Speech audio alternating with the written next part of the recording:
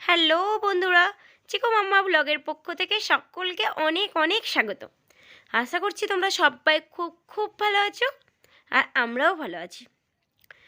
তো বন্ধুরা, আজকে আবার একটা নতুন ব্লগ নিয়ে চলে এসেছি তোমাদের সামনে। তো আমরা কিছুদিন আগে গেছিলাম মায়ের বাড়ি, আর ওখান থেকে গেছিলাম একটা মন্দিরে পুজো দিতে। এই ব্লগটা কিন্তু এখনকার নয়, বেশ কয়েকদিন আগের, মানে শীতকালেরও আগের। হয়তো আমাদের পোশাক আশাক দেখেই তোমরা বুঝতে পারছো।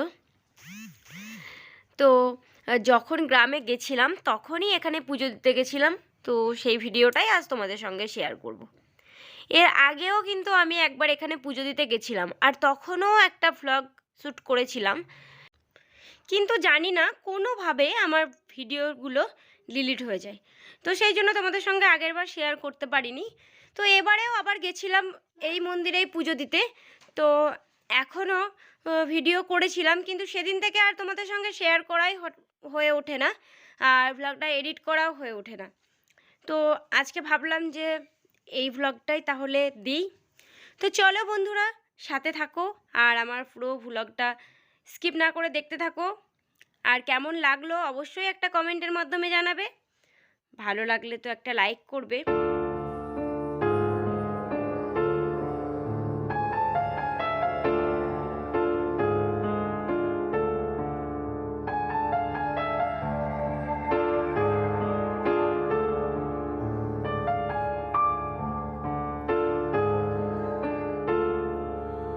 শ্যামা মা কি আমার কালো রে, শ্যামা মা কি আমার কালো। লোকে বলে কালি কালো, আমার মন তো বলে না কালো রে। কালো রূপে দিগম্বরী, কালো রূপে দিগম্বরী, হৃদি পদ্ম করে মোরালো রে। শ্যামা মা কি আমার কালো।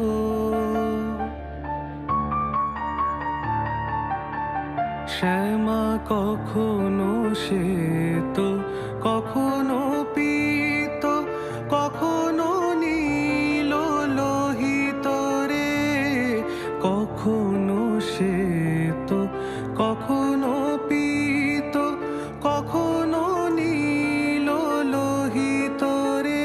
মায়ের সে ভাব কেমনে বুঝিতে না পারি, সে ভাব কেমনে বুঝিতে না পারি, ভাবিতে জনম গেল রে। শ্যামা মা কি আমার কালো। তো বন্ধুরা, তোমরা তো মন্দিরটা দেখলে। তো এখানে দেখলে একটা ছোট্টই মন্দির, আর মন্দিরে কিন্তু কোনো চূড়াও নেই। মা এখানে কিন্তু চূড়া নেননি, বৃষ্টির জল রোদ সব কিছুই মা এখানে নেন। তো সেই জন্যই মন্দিরটা ছোট্টর মধ্যে একটা মন্দির। তো চলো আমার সাথে থাকো, পুরোটা দেখতে থাকো। শ্যামা কখনো পুরুষ, কখনো প্রকৃতি, কখনো শূন্যকার হে। কখনো পুরুষ, কখনো প্রকৃতি, কখনো শূন্যকার হে। মায়ের সে ভাব ভাবিয়া কমলাকান্ত, সে ভাব ভাবিয়া কমলাকান্ত, সহজে পাগল হলো রে। শ্যামা মা কি আমার কালো। কালো রূপে দিগম্বরী, কালো রূপে দিগম্বরী, হৃদি পদ্ম করে মোরালো রে। শ্যামা মা কি আমার কালো রে।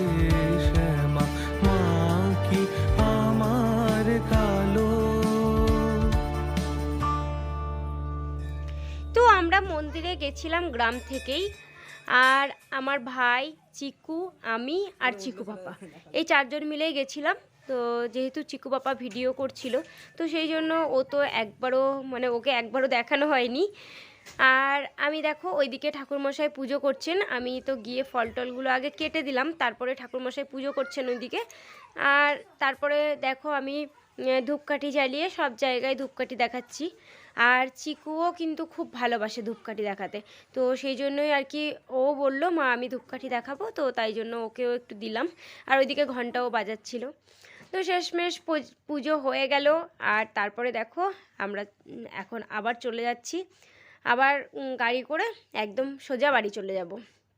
তো আজকের ব্লগটা এটুকুই, আবার দেখা হবে নতুন একটা ব্লগের সঙ্গে। টাটা।